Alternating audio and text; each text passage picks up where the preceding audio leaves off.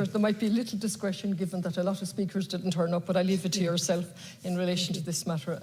Minister, I listened to your speech and you talk about being deeply troubled, acutely worrying, and I'm seriously concerned, and words to that effect. And what we really wanted to know tonight was, and I know your department is examining the report, but if a busy TD can read the report, I'm sure the department can read the report quicker than they're reading it, and you might have had some reaction to it tonight because it's utterly damning.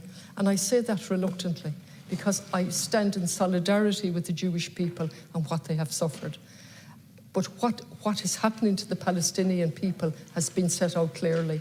And it's a nuanced report. They look at the different segments, the occupied territories and the ABC. They look at East Jerusalem, they look at Gaza, and they look at a citizen within Israel. And it's a very nuanced report, and it's set out. I've read every word of it. And it's set out their conclusions and their recommendations. And what I would like from you is, what are you saying in relation to this report? We know what the Taoiseach is saying. He's uncomfortable with the word apartheid. You don't think it advances. But actually, this is what Amnesty is saying, which is more important. And they're not saying that Israel is an apartheid state. They're saying Israel is carrying out an apartheid system.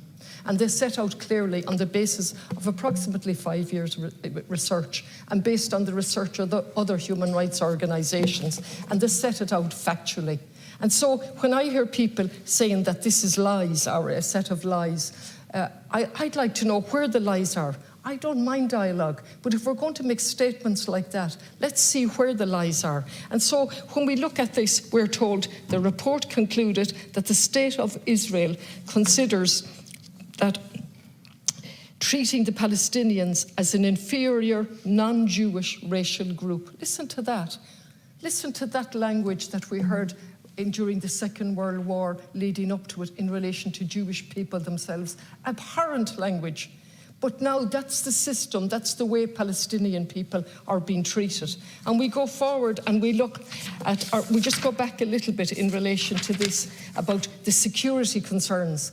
And certainly Israel have security concerns. But what Amnesty says about that is it came to the conclusion that the element of genuine security considered has been far outweighed by the clear and illegitimate intent to dominate and oppress.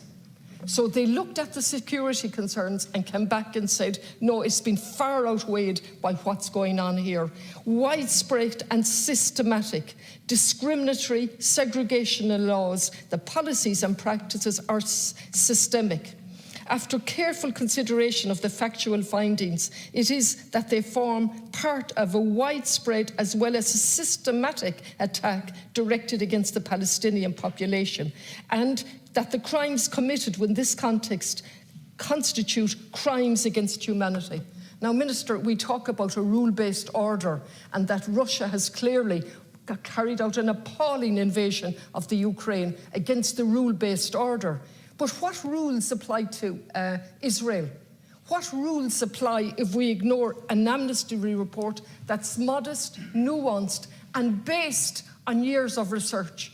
What do we do when and what have we done? Nothing except express our worry and our concern in relation to the designation of 6 organisations as terrorist organisations, and we fund 2 of them on public money. Now, this clearly set out in I was going to say a fool's guide, but that's an inappropriate language. It's been set out clearly, their conclusions and their recommendations, targeted at this country, targeted at the UN, targeted at the UN's Council. I'm over time. I'll finish on this. So really, it's a very quick debate tonight. I asked for it to go down. Other colleagues asked for it to go down so that we would have some action from the government. If you're not going to act on it, tell us that. And let language mean something so that we know where we stand with you. And if you agree with us, then we will stand with integrity, not just for the Palestinian people, but for the people of Russia who are out demonstrating and the people of Ukraine, so they know where they stand with language. Truth is not the first casualty of war. Language is, and within that language, truth goes by the board, and we get a particular narrative, and we join in with that narrative, or otherwise we're ostracised and demonised. I can only, if we're feeling that when we stand up here, I can only imagine what it's like for the Palestinian people. And thanks for your discretion. Thank you.